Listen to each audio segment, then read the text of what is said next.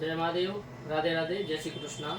आप सर्व मित्रों નું સ્વાગત છે મારા YouTube ચેનલ પર, જેના માધ્યમથી આપ સર્વ મિત્રો સુધી જ્યોતિષ હોય, વાસ્તુશાસ્ત્ર હોય કે પછી અન્ય જીવન ઉપયોગી કોઈ પણ જીવનને લગતા અમુક વિષયો હોય એને લઈને હું આપની સમક્ષ અવારનવાર મારા YouTube ચેનલ ઉપર આપને આપતો હોઉં છું।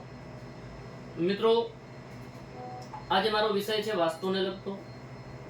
વાસ્તુ એક એવી ચીજ છે કે આપણે આપણી અજાણતાના કારણે આપણાને એની સંપૂર્ણ માહિતી નથી, એટલા માટે મકાન વિશે, આપણા મકાનના બાંધકામ વિશે આપણને સંપૂર્ણ માહિતી ન હોવાને કારણે આપણા મકાનની જે અમુક સમસ્યાઓ હોય છે એને લીધે આપણે અનેક પ્રકારની સમસ્યાઓ ભોગવતા હોઈએ છીએ। બાંધકામ વખતે જે નાની મોટી આપણે ભૂલો કરી હોય કે પછી જે વસ્તુ જે જગ્યા ઉપર બનાવવાની હોય એ જગ્યા ઉપર ન બનાવતા બીજી જગ્યાએ શિફ્ટ કરી દીધી હોય, એનું આપણાને સંપૂર્ણ અને ખૂબ ખરાબ પરિણામ મળતું હોય છે। કારણ કે આપણા મકાનની અંદર 4 થી 5 તત્વ રહેલા છે, જેમ કે અગ્નિ તત્વ, વાયુ તત્વ, જલ તત્વ, પૃથ્વી તત્વ અને આકાશ તત્વ। આ પાંચે પાંચ તત્વોનું અલગ અલગ વિશેષ મહત્વ બતાવવામાં આવ્યું છે। જ્યારે પૃથ્વી તત્વની અંદર કોઈ પણ જળ તત્વને લગતું આપણે કોઈ બાંધકામ કે કોઈ એવી વસ્તુ રાખી દેશું તો એનું દુષ્પરિણામ મળશે। અગ્નિ તત્વમાં જલ તત્વને લઈ આવશું તો એનું ખરાબ પરિણામ મળશે। તો આવી સમસ્યાઓ ગંભીર હોય છે। આપણે જ્યાં ત્યાં ભટકતા હોઈએ છીએ, અનેક પ્રયત્નો કરતા હોઈએ, પ્રયાસો કરતા હોઈએ છીએ, પણ આપણને એનો ઉપાય મળતો નથી અને આમ ને આમ આપણો ઘણો બધો સમય અને ધન બંને વ્યતીત થઈ જતા હોય છે। તો આજે મારો વિષય છે દરવાજાને લઈને। મુખ્યત્વે આપણે પૂર્વ, પશ્ચિમ અને ઉત્તર દિશા તરફ આપણા દરવાજા રાખતા હોઈએ છીએ કે આપણો જે મુખ્ય ગેટ છે એ ગેટ આપણે રાખતા હોઈએ છીએ અને એની અંદર પૂર્વ હોય તો અગ્નિથી કરીને ઈશાન સુધી ગમે ત્યાં રાખતા હોઈએ, ઉત્તર હોય તો ઈશાનથી કરીને વાયવ્ય સુધી ગમે ત્યાં રાખતા હોઈએ અને પછી જો પશ્ચિમ દિશામાં રાખ્યું હોય તો વાયવ્યથી કરીને નૈઋત્ય સુધી રાખતા હોઈએ છીએ। આની અંદર અલગ અલગ પદ આપેલા હોય છે અને પદ વિશે આપણને કોઈ માહિતી હોતી નથી। આપણને જ્યાં સરળતા લાગે કે આપણને જ્યાં સવલત લાગે બરોબર ત્યાં એ જગ્યા ઉપર આપણે દરવાજો મૂકી દઈએ છીએ, પણ મિત્રો એની અંદર જે અલગ અલગ પદ હોય છે એનું અલગ અલગ પ્રકારના મહત્વ હોય છે।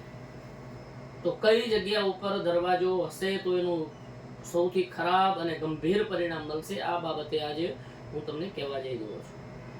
મિત્રો, પૂર્વ દિશા, ઉત્તર દિશા વિશે હું આગલા વિડીયોની અંદર તમને એ દરવાજાઓનું શું મહત્વ છે, એના કેવા કેવા સારા ખરાબ પરિણામો છે તમને હું આગલા વિડીયોની અંદર જણાવીશ। પણ આ વિડીયોની અંદર જે મારે કહેવાનું છે, જે મારો વિષય છે એ નૈઋત્ય ખૂણાના દરવાજા વિશે છે। મિત્રો, નૈઋત્ય ખૂણાની અંદર જ્યારે આપણો મુખ્ય દ્વાર કે પછી આપણો ગેટ કે નાનો દરવાજો આવશે ત્યારે એનું ખૂબ ગંભીર અને ખરાબ પરિણામ મળવાનું છે। જ્યાં ત્યાં ભટકશું અને પ્રયાસો કરશું પણ એ દરવાજો જ્યાં સુધી ઉમાંથી હટાવવામાં નહીં આવે કે એનું નિવારણ કરવામાં નહીં આવે ત્યાં સુધીનું ખરાબ પરિણામ મળશે। અને ખરાબ પરિણામમાં પણ મુખ્યત્વે ખરાબ પરિણામ કેવા તો કે એક તો આર્થિક રીતે ખૂબ સંકળામણ આપે છે, એટલે આર્થિક ધનની દ્રષ્ટિએ ખૂબ આપણાને સંઘર્ષ આપતો હોય છે। ઘણું બધું કમાતા હોઈએ તેમ છતાં કોઈ ને કોઈ રીતે આપણે ધનથી વંચિત રહેતા હોઈએ છીએ અને ધનની સમસ્યા ઘરની અંદર કોઈ ને કોઈ પ્રકારે રહેતી હોય છે। અને એનાથી પણ વિશેષ મોટું અને ગંભીર પરિણામ જો મળતું હોય તો એ છે અકસ્માત ભય।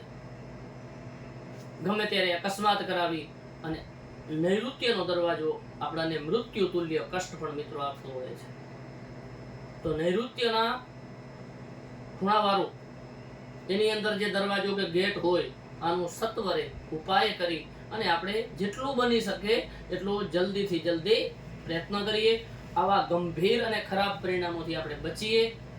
તો મિત્રો, નૈઋત્યનો દરવાજો હોય તો આ વિડીયો તમે જરૂર ગંભીરતાથી સાંભળજો અને એનો ઉપાય પણ કરી લેવો જોઈએ। મિત્રો, જો વિડીયો પસંદ આવ્યો હોય તો વિડીયોને લાઈક કરજો, શેર કરજો અને મારા ચેનલને તમે સબસ્ક્રાઇબ કરજો, જેથી કરીને આવા સુંદર મજાના અવનવા વિડીયો તમને આપતો રહું। જય મહાદેવ, રાધે રાધે, જય શ્રી કૃષ્ણ।